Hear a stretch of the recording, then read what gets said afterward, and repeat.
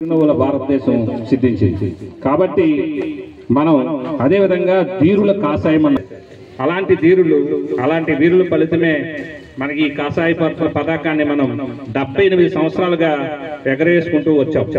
కానీ ఇంకా మన స్వతంత్ర భారతదేశంలో పేదరికం అలానే ఉంది. విద్య సంబంధించిన ఆరోగ్యం సంబంధించిన విషయాలు ఇంకా మందపడిగానే అభివృద్ధి సాగుతూ ఉన్నాయి. కానీ ఇక నుంచి ఇటువంటి విషయాలపైన మన భారత ప్రభుత్వం కానీ రాష్ట్ర ప్రభుత్వాలు కానీ శ్రద్ధ తీసుకోవాల్సిన అవసరం ఉంది.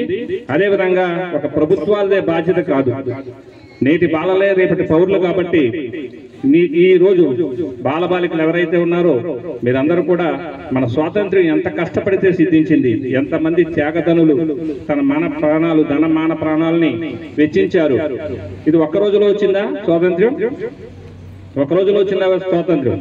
200 సంవత్సరాల బానిస సంఖ్యలను తెంచుకుంటే దానికోసం ఎంతో మంది వీరులు, వేలాది మంది వీరులు తమ ప్రాణాలని ఒట్టి పోరాటం చేశారు. ఇందులో భాగంగా స్వాతంత్రంలో భాగంగా కొంతమంది విప్లవోద్యమాలు చేశారు, కొంతమంది వాళ్ళ రచనల ద్వారా పత్రికలు నడిపి సంపాదకీయం చేసి దాని ద్వారా కూడా ఎంతో మందిలో వాళ్ళు ఈ స్వాతంత్ర కాంక్షను పెంచారు. అనేక రకాలు, కొంతమంది అహింసావాదులు, కొంతమంది హింసావాదులు, ఉద్యమాలు, అనేక రకాలు పోరాటం జరిపి కొన్ని వందల సంవత్సరాలు చేసిన తర్వాత మనకి స్వాతంత్రం సిద్ధించింది. మీరు రేపటి పౌరులు కాబట్టి మీ అందరిపైన అటువంటి బాధ్యత ఉంటుంది. కానీ యువత ఈరోజు ముఖ్యంగా బాలురు ఎలా ఉందంటే వ్యవస్థలో వాళ్ళకి పెద్దల పట్ల గౌరవం తగ్గుతుంది, ఉపాధ్యాయుల పట్ల గౌరవం తగ్గుతూ ఉంది.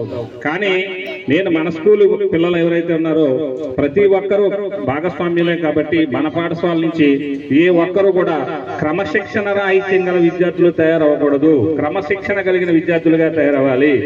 మీరు ఇక్కడ ఏదైతే క్రమశిక్షణ నేర్చుకున్నారో రేపటి రోజున సమాజంలోకి వెళ్ళిన తర్వాత మీలో ఏ ఒక్కరి వలన కూడా